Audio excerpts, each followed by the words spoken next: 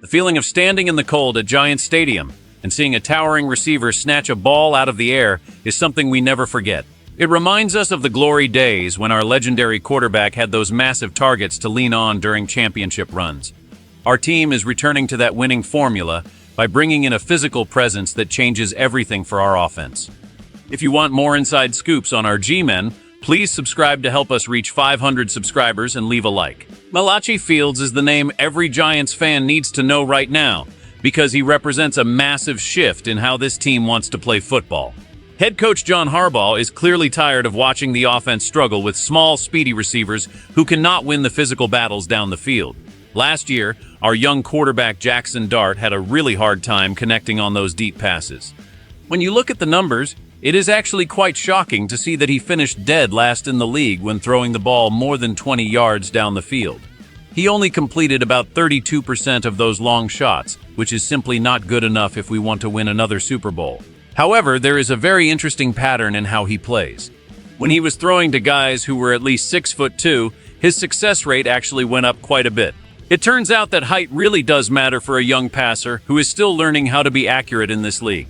This is exactly why Harbaugh and Joe Scone decided to go out and get true giants for the roster.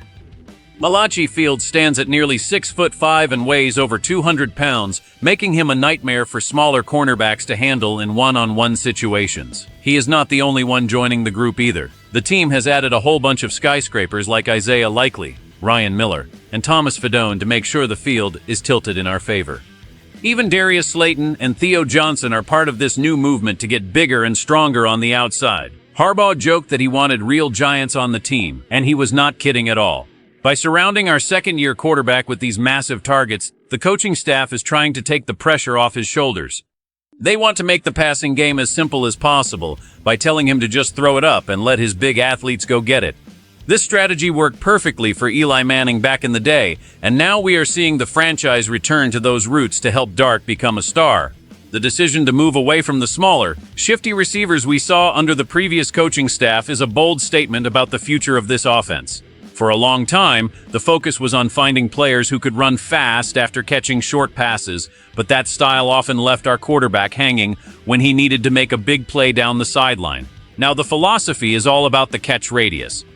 Think of it like this. A bigger target means the quarterback has a much wider window to throw into, which is a huge advantage for someone still developing his deep ball accuracy. When the ball is in the air, a physical player who can use his body to shield defenders is a quarterback's best friend. This new approach is not just about height, though. It is about the physicality and the ability to win those jump ball situations that decide games in the fourth quarter. We saw this specifically with the new addition from Notre Dame, who consistently showed he could come down with contested catches in the most difficult moments. He brings a different kind of energy to the locker room because he is not afraid to get his hands dirty and fight for every single yard. This kind of size also creates massive problems for opposing defensive coordinators.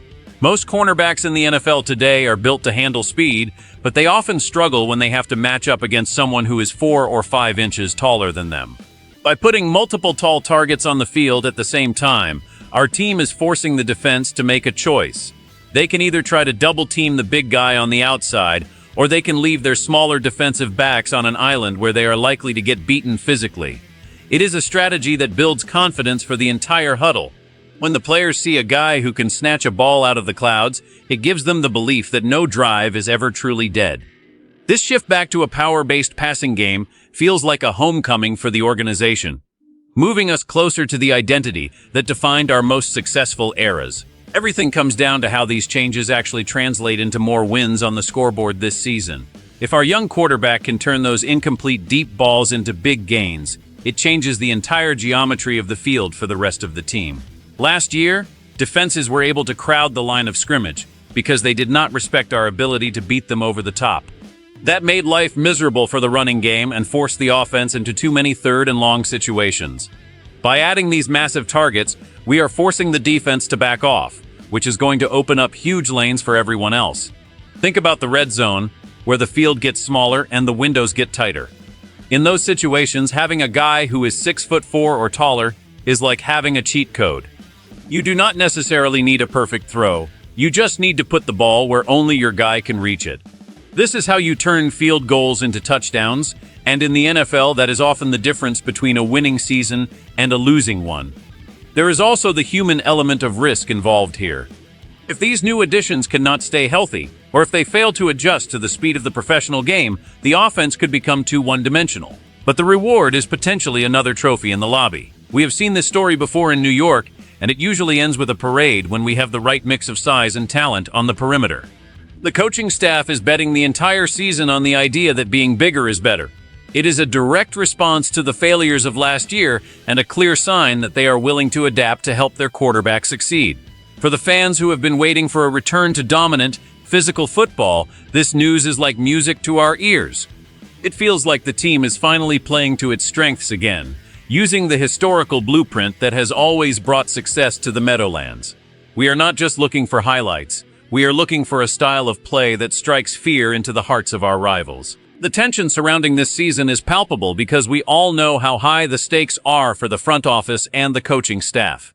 If this new plan works, and our quarterback turns into the superstar we all believe he can be, then this offseason will be remembered as a stroke of genius.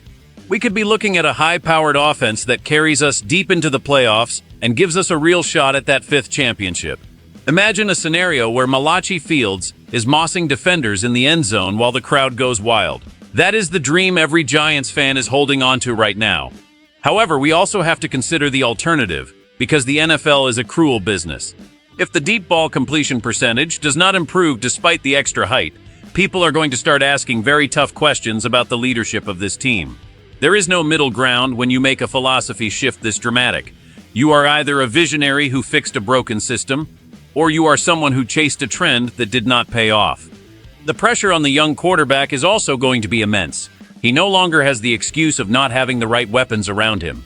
Now, he has the skyscrapers he needs, and the eyes of the entire football world will be on him to see if he can deliver the goods. This kind of pressure can either forge a diamond or crush a player's confidence. We have seen both happen in this city before. The locker room is surely feeling that weight, knowing that the expectations have been raised significantly. Every practice and every preseason snap will be scrutinized to see if the chemistry is building between the passer and his new Giants. We are at a true turning point for the franchise where the decisions made today will echo for years to come. It is a gamble that requires nerves of steel and a total belief in the power of physical football. Whether it leads to glory or heartbreak, one thing is for sure. This season is going to be a roller coaster ride that none of us can afford to miss. When we look back at the history of the New York Giants, our greatest triumphs have always come when we embraced our identity as a tough, physical team that dominates the air and the ground. This latest move to bring in Malachi Fields and a group of massive targets is a clear signal that we are trying to reclaim that legacy. It is about giving our quarterback the best possible chance to succeed and bringing that 5th Super Bowl trophy home to where it belongs. But now I have to ask you, the heart and soul of this fan base, do you truly believe that adding size is enough to fix our deep passing game? Be honest, are you confident that Jaxson Dart will take that next step with these new skyscrapers, or are you still worried about his accuracy? We want to hear your thoughts in the comments below because your voice matters to us. Before you go, please make sure to like this video and subscribe to the channel. We are pushing hard to reach our goal of 500 subscribers, and your support helps us keep bringing you the best Giants coverage. Always go Big Blue Nation.